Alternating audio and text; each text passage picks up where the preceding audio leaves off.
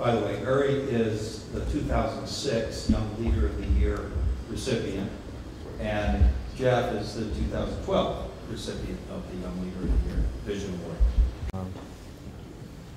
I did work for a relatively small development company in comparison to the related group, which is Kenco Communities. That was my first job at a grad school, in the sense that there were fewer. They had very large projects, very prestigious projects they were working on, but only less than a dozen people actually worked in the corporate office. And I remember when I decided not to go back to Goldman Sachs and take a job in real estate development, my father asked me to write a paper to him as to why I was turning down Goldman Sachs. And I wrote a 2-page paper to my father explaining why I decided to go work at Kenco. And then on the first day I got there, I realized that they don't have email. And this is 2002, and everybody had email in 2002 by then. And I said, so I had to convince them to get email. And so, so maybe not technologically advanced, a brick and mortar type of business in a sense, but very, very smart from positioning of how to buy land and how to develop real estate.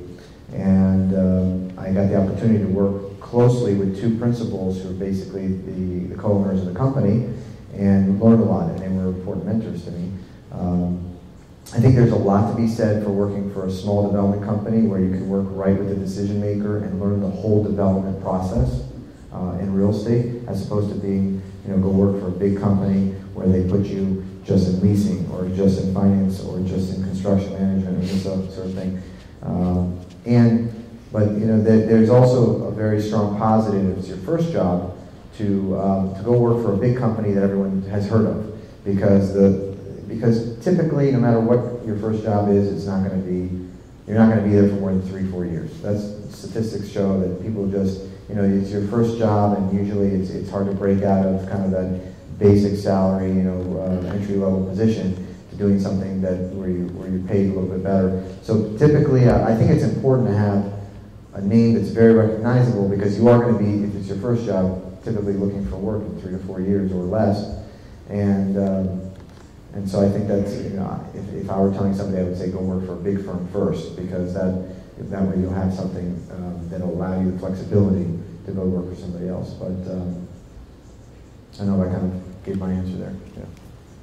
Yeah, you nailed the two things I would basically echo are, one, I think a big company may provide you more opportunity if you're not as entrepreneurial, especially younger in your career, when you couldn't execute something on your own. Styles or Related or RAM or one of the larger development firms down here, you're just going to have an opportunity to work on interesting, complex, challenging projects that may make something that you might do on your own that may perhaps be smaller seem relatively simple, and therefore the other one, as Uri said, is the wealth of knowledge within the organization that you can learn from. I mean, my only job in development has been at Style, so I don't have anything to compare it to.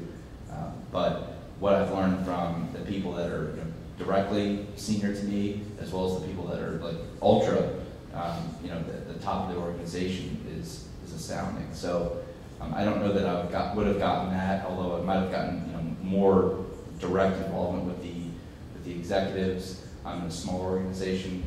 I do still get that within what I guess is considered to be a larger organization. But again, leaning on people from a learning aspect that, hey, I have this problem, they've been through it before, is it's priceless, really. Great. Thank you. Okay, if you don't mind, these will be the last two, young lady and then Seth. Good. Hello. I have a question about sustainable development. Do either one of your companies do sustainable development, and what do you think the future is for green and sustainable building development? Thank you, Deborah. Yeah,